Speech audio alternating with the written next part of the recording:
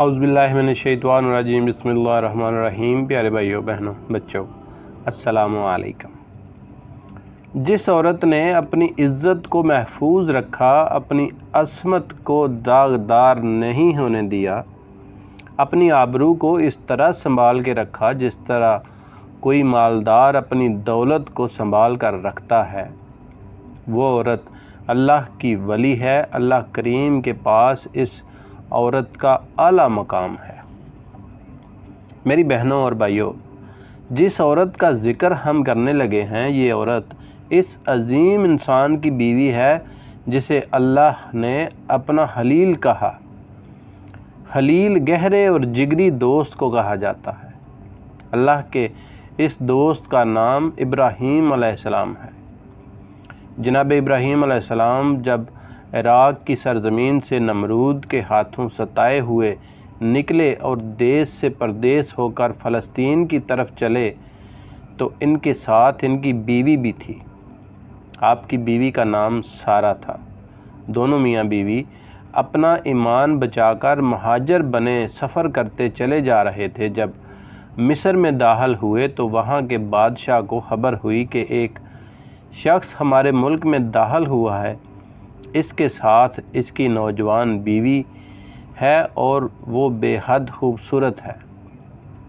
بادشاہ کی عادت تھی اس کے ملک میں نئے آنے والے کے ساتھ اگر کوئی عورت ہوتی اور وہ خوبصورت ہوتی تو بادشاہ اس عورت کو پسند کر لیتا اور اپنے پاس رکھ لیتا۔ چنانچہ بادشاہ نے حضرت ابراہیم علیہ السلام کے ساتھ یہی سلوک کرنے کا ارادہ کیا۔ صحیح بخاری میں حضرت ابو ہریرہ رضی اللہ تعالیٰ عنہ سے مروی حدیث کے مطابق بادشاہ کے کرندے سیدنا ابراہیم علیہ السلام کے پاس آئے اور انہیں بادشاہ کا پیغام دیا کہ وہ حضرت سارہ کو بادشاہ کے پاس بھیجیں۔ حضرت ابراہیم علیہ السلام پردیسی تھے، اجنبی تھے، غریب مسافر تھے۔ وہ کیا کر سکتے تھے؟ بے بس تھے، لیکن اللہ کے پسندیدہ بندے تھے، اللہ کے نبی تھے۔ انہیں یہ یقین تھا کہ جس اللہ کی توحید کے لیے وہ آگ میں کود گئے اور اللہ نے انہیں محفوظ رکھا، وہ اللہ اپنے بندے کی عزت کی بھی ضرور حفاظت کرے گا۔ بے بس مسافر نے اپنی بیوی کو بادشاہ کی طرف روانہ کر دیا۔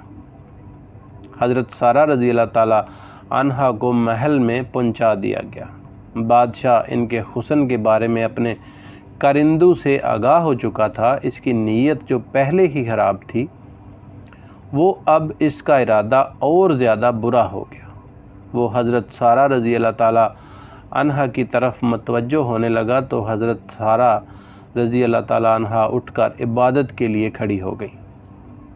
بادشاہ نے یہ منظر دیکھا اور یہ سوچ کر انتظار کرتا رہا کہ یہ خاتون اپنی عبادت سے فارغ ہوگی تو پھر اس کی طرف بڑھوں گا۔ ادھر حضرت سارہ رضی اللہ تعالیٰ عنہا اپنے رب کریم سے باتیں کر رہی تھی۔ جو کوئی بھی جب اللہ کے حضور نماز میں کھڑا ہوتا ہے تو وہ اپنے اللہ سے باتیں کرتا ہے۔ حضرت سارہ رضی اللہ تعالیٰ عنہا اپنے رب سے اپنی مشکل کے بارے میں جو بات کر رہی تھی با کمال تھی۔ انہوں نے کہا، اے اللہ، اگر میں تجھ پر ایمان لائی ہوں، تیرے رسول پر ایمان لائی ہوں، اپنے خاوند کو چھوڑ کر میں نے اپنی عزت و عصمت کو کبھی داغدار نہیں ہونے دیا، تو پھر میرے مولا اس کافر کو مجھ پر مسلط نہ ہونے دے۔ اللہ اللہ۔ حضرت سارہ رضی اللہ تعالیٰ عنہا مشکل میں ہے، عزت کو بچانے کی مشکل، اور اس مشکل میں اللہ سے فریاد کر رہی ہے، اے اللہ، تیرے علاوہ کوئی پریشانی سے نکالنے والا نہیں، میری عزت کی حفاظت فرما۔ اللہ کیسے اپنی بندی کو ضائع کر سکتا ہے؟ ہم سب کی روحانی ماں اللہ کی ایسی ولیہ اور دوست تھی، اللہ نے ان کی فریاد کو فوراً سنا۔ حضرت سارہ رضی اللہ تعالیٰ عنہا نے نماز ختم کر لی، اپنے رب سے فریاد کر لی تو بادشاہ اپنے تخت سے اٹھا، حضرت سارہ رضی اللہ تعالیٰ عنہا کی طرف بڑھنے لگا اور جب قدرے قریب آیا تو بے ہوش ہو کر دھڑام سے گر پڑا۔ اس کے منہ سے اس طرح کی آوازیں آ رہی تھی جیسے کسی کٹے کو ذبح کرتے وقت آتی ہیں۔ بادشاہ کا بھی یہی حال تھا، جیسے کوئی کٹا ذبح کیا جا رہا ہے۔ منہ سے جھاگ بہنا شروع ہو گئی۔ اب اس کے پاؤں بھی زمین سے رگڑے کھانے لگے، ٹانگیں چل رہی تھی، وہ تڑپ رہا تھا۔ صرف صاف نظر آ رہا تھا کہ یہ اللہ کی گرفت میں ہے۔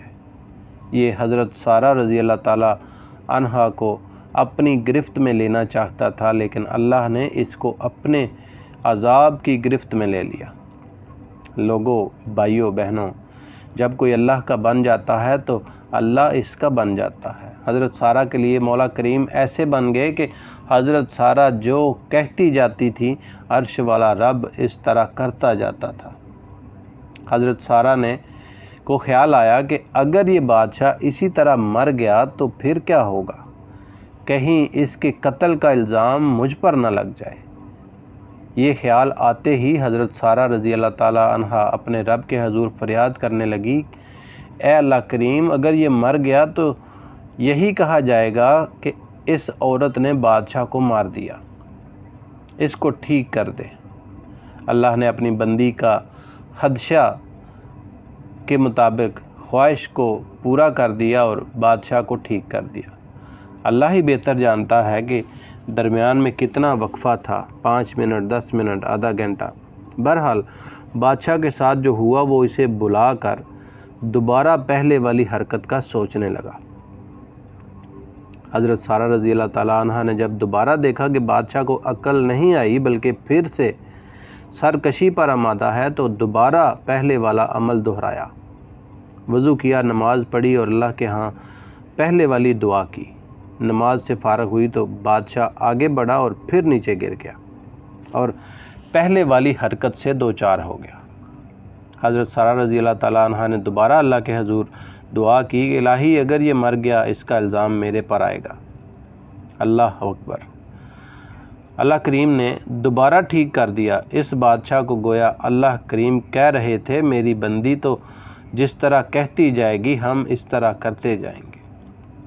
جو اپنے اللہ سے مدد مانگتا ہے آسمان کا رب ضرور مدد کرتا ہے۔ اللہ نے اپنی بندی کی عزت کی حفاظت کی اور حضرت سارہ رضی اللہ تعالی عنہا کو ہر شر سے محفوظ رکھا۔ بادشاہ باہر نکل گیا، دوبارہ دربار لگایا اور اپنے کرندوں کو کہنے لگا، یہ عورت جو تم میرے پاس لائے ہو یہ جنات میں سے ہے، کوئی جن عورت تھی جسے تم میرے پاس لے آئے ہو۔ اسے واپس اس کے خاوند کے پاس لے جاؤ اور وہیں چھوڑ آؤ، اور ساتھ میں یہ بولا کہ یہ جو لڑکی ہے اس کا نام ہاجرہ ہے، اسے اس خاتون کے سپرد کر دو، وہ اسے ساتھ لے جائے۔ اللہ تعالیٰ نے کیسے اس بادشاہ کے دل میں خود ڈالا، وہ بادشاہ جو حضرت سارہ کے حسن میں گرفتہ ہو کر انہیں اپنے پاس رکھنا چاہتا تھا، وہ اب اپنی لڑکی خدامہ بنا کر حضرت سارہ رضی اللہ تعالیٰ عنہا کے سپرد کر رہا تھا۔ حضرت سارہ رضی اللہ تعالیٰ عنہا اس لڑکی کو لے کر حضرت ابراہیم علیہ السلام کے پاس پہنچی، جو پریشانی کی حالت میں کھڑے دیکھ رہے تھے۔